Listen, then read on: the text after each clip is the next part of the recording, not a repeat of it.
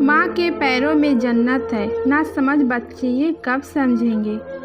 सीढ़ियों के नीचे जहाँ ज़्यादातर लोग सामानों के लिए जगह बनाते हैं, जिसे अमूमन हम स्टोर रूम कहते हैं, जब वहीं कोई अपनी माँ या सास के लिए जगह बना दे तो उस माँ पर क्या बीतती है। जिस माँ का हृदय विशाल होता, उसी के घर में उसके एक कमरा नहीं होता है। एक छोटी सी खाट के लायक जगह थी, जहाँ सुबह के वक्त भी अंधेरा होता था। वहाँ सुलोचना टिमटिमाते हुए बल्ब की रोशनी में अपने बेटे का कमरे से निकलने का इंतजार कर रही थी। करीब 8 बजे जैसे ही कमरे से उनका छोटा बेटा रणधीर बाहर निकला, सुलोचना जी बोली, बेटा यहाँ दिन के समय भी अंधेरा लगता है। ये बल्ब भी कभी जलती है कभी नहीं जलती। कोई अच्छी सी बल्ब लगा दो, पूरी रात मच्छर मुझे सोने नहीं देते हैं। बहू से कहो ना, अगर कोई पुरानी मच्छरदानी हो तो वही लगा दे।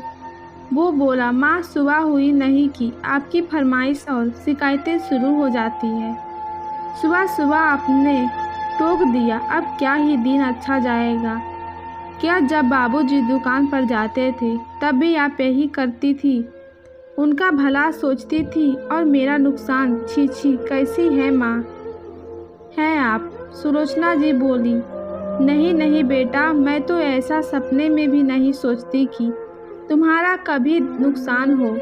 जीवन का सबसे बड़ा नुकसान सह लिया, अब कोई और नुकसान सहने की ताकत नहीं है। और मैं अभी ना बोलूँ तो कब बोलूँ, तुम तो मिलते ही नहीं हो। शाम में तुम थके हारे आते हो, इसलिए कुछ कहती नहीं।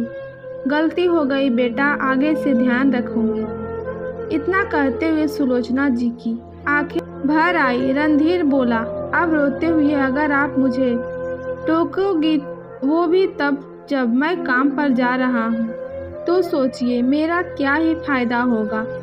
आपने तो पूरा दिन ही खराब कर दिया। अमिता, ओ अमिता, सुन रही हो।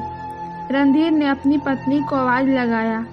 अमिता बोली, हाँ हाँ आ रही हूँ। अरे मैं तो सोची आप चले गए, फिर यहाँ क्यों रुक गए। रणधीर बोला, जरा माँ का दुखड़ा भी सुन लेना। जाते हुए उन्होंने मुझे टोक दिया। अब ना जाने आज धंधे में नुकसान होगा कि क्या होगा। इतना कहकर रणधीर मुंह बनाते हुए दुकान की तरफ चला गया। रणवीर के जाते ही अमिता सुलोचना जी से बोली, क्यों माँ जी, आपने बेटे का सुख देखना पसंद नहीं करती है क्या। सुबह होते नहीं कि आपकी किटकिट शुरू हो जाती है ना जाने 1 महीना कब कटेगा और मैं आपको जेठानी जी के घर भेज दूँ, वहीं क्यों नहीं रह जाती है।